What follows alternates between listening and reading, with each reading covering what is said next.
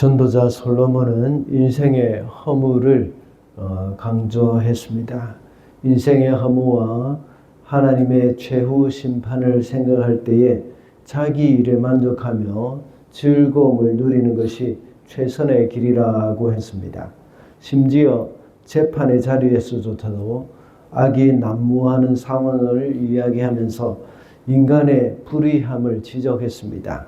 그리고 하나님의 최후 심판을 언급을 하고 있습니다. 또한 솔로몬은 인생의 허무한 이유는 비록 인간이라고 하더라도 짐승과 동일한 죽음을 맞이할 수밖에 없기 때문이라고 합니다. 그러므로 하나님이 허락하신 자신의 삶에 만족하면서 충실하게 살아야 한다고 했습니다. 충실하게 살아야 할 이유가 무엇이라고 했습니까? 하나님의 심판이 있기 때문이고 허무함을 극복하기 위해서 우리는 충실하게 살아야 한다고 했습니다. 솔로몬은 계속해서 인생의 허무함에 대해서 말을 하고 있습니다. 학대받는 자에게 위로자가 없고 마음의 평안을 얻기 힘든 것에 대한 허무를 말하고 있습니다. 그리고 사랑하고 헌신할 대상이 없고 인생의 능력과 또 노력 그리고 권력의 허무함을 말하고 있습니다. 이런 모든 일들은 공동체 안에서 얻어야 하는 일이지만 참된 공동체를 만나지 못할 경우에는 허무할 수밖에 없을 것입니다. 교회 공동체 외에는 이 세상에 참된 공동체를 찾을 수가 없습니다. 그래서 오늘은 참된 공동체에 대해서 좀 살펴보도록 하겠습니다. 첫째로 참된 공동체에는 위로가 있습니다. 1절 말씀입니다. 나는 또 세상에서 벌어지는 온갖 억압을 보았다. 억눌리는 사람들이 눈물을 흘려도 그들을 위로하는 사람이 없다. 억누르는 사람들은 폭력을 휘두르는데 억눌리는 사람들을 위로하는 사람이 없다. 오늘 본문에서는 이 세상에 억눌리는 사람들이 많지만 그 어떤 위로자도 없고 마음의 평안도 없다고 말을 합니다. 그런 이유로 2절과 3절에서는 살아있는 자보다 죽은 지 오랜 자들이 더 복되다고 말을 하며 그 죽은 자보다 또 출생하지도 않은 그런 사람이 더 복되다고 말을 하고 있습니다. 이렇게 억눌리는 사람이 눈물을 흘리고 있음에도 불구하고 그 누구도 위로를 해주는 사람이 없다고 했습니다. 그 이유는 4절에서 말하고 있습니다. 경쟁심이 있기 때문입니다.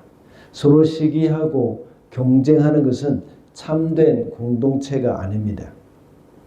히브리인들에게는 에나헴 아벨이라는 풍습이 있습니다. 이것은 고난당하는 자를 찾아가서 위로하는 풍습입니다.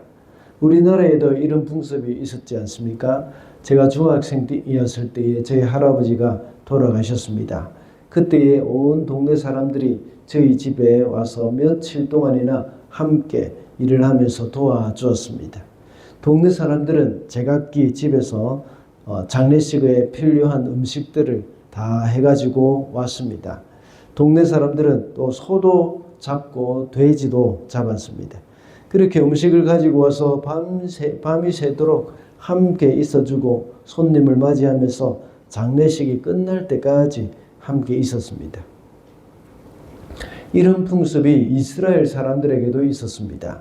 욥기에 보면 물론 욥은 이스라엘 사람이라고도 볼 수는 없습니다.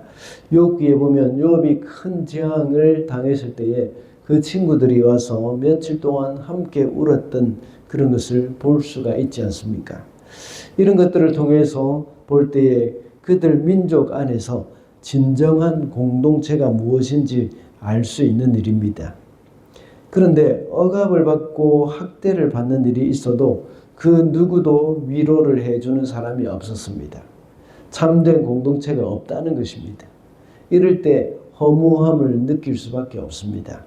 믿음의 공동체가 참된 공동체라면 그 안에 참된 위로가 있어야 합니다.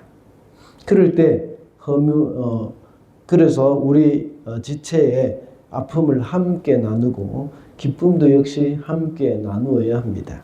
오늘날 너무나도 개인적이고 이기적인 사회에서 우리 주사랑교회는 참된 진심이 담긴 그런 위로를 나눔으로써 공동체에서의 참 진정한 모습을 세워가야 하겠습니다. 둘째로 참된 공동체 안에는 평안이 있습니다. 6절 말씀입니다. 적게 가지고 편안한 것이 많이 가지려고 수고하며 바람을 잡는 것보다 낫다. 첫 번째 대지에서 진정한 위로가 없는 이유가 경쟁심 때문이라고 했습니다. 반면에 4절에서는 그 경쟁심 때문에 온갖 노력과 성취를 이룬다고 했습니다. 그러나 이런 수고도 헛된 것입니다. 또한 5절에서는 또 다른 극단을 말하고 있는 그런 이 부분이 있습니다. 이런 경쟁심으로 인해서 바람을 잡으려는 그런 허무함이 있다면 차라리 팔짱을 끼고 아무 일도 하지 않는다는 것이죠. 이것도 역시 옳은 것은 아니라는 것을 말하고 있습니다. 이것은 어리석은 자의 게으름입니다. 그렇다면 어떻게 하는 것이 지혜로운 것일까요? 방금 읽은 5절이 그 답을 주고 있습니다. 그것은 평안함입니다. 세 번역에서는 편안이라고 이제 번역을 했는데 이 말은 고요함, 평안함 또는 안식을 가리키는 말입니다. 이 말은 근면하고 성실한 사람이 마음에 불안이나 근심이 없는 그런 상태를 가리킵니다. 만족이 가득한 상태에서 오는 고요함, 이런 것들을 가리키죠.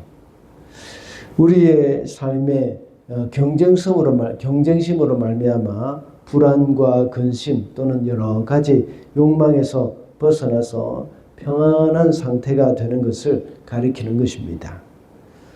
공동체 안에서 경쟁심이 있을 때에 이런 평안이 있을 수 없습니다.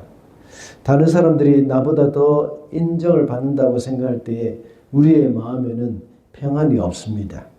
참된 공동체에는 서로 경쟁하거나 시기하는 일이 없기 때문에 그 마음에는 평안이 깃들어 있습니다.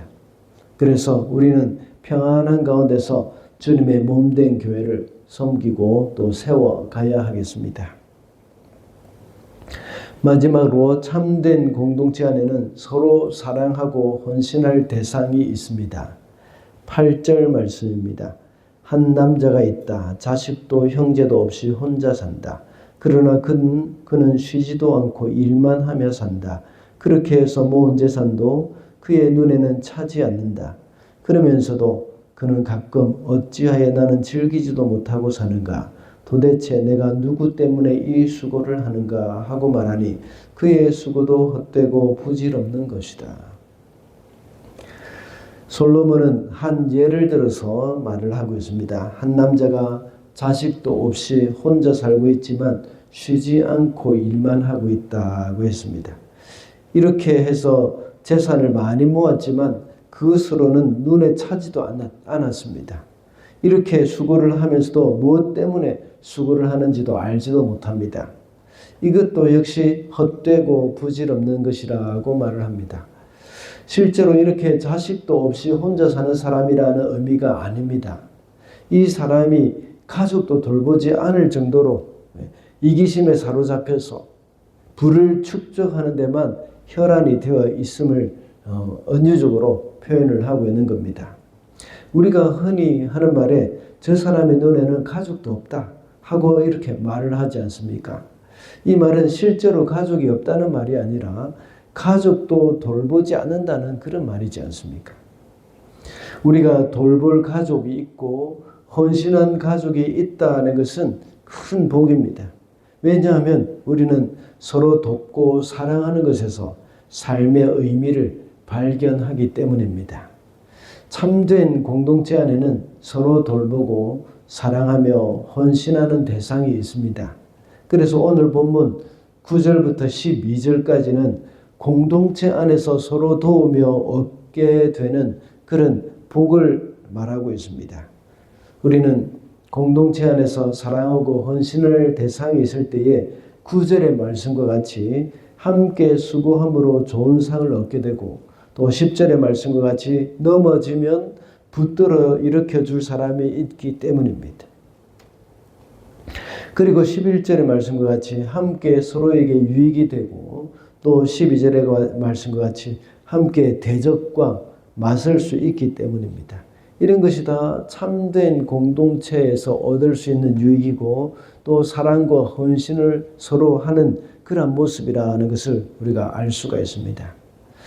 그러므로 참된 공동체 안에서 사랑하고 헌신하는 것은 모두가 나도 살고 또 이웃도 살고 하면서 모두가 살 수 있는 길이라고 할 수가 있습니다. 우리 주사랑교회 안에서도 역시 참된 공동체로서 서로를 사랑하며 섬기고 헌신하는 삶을 살아야 하겠습니다. 참된 공동체는 어떤 것이라고 했습니까? 위로가 있는 공동체라고 했습니다. 그리고 참된 공동체 안에는 평안이 있고 서로 사랑하고 헌신할 대상이 있다고 했습니다. 하나님이 허락하신 우리 주사랑 공동체가 하나님이 기뻐하시는 참된 공동체가 되어야 하겠습니다.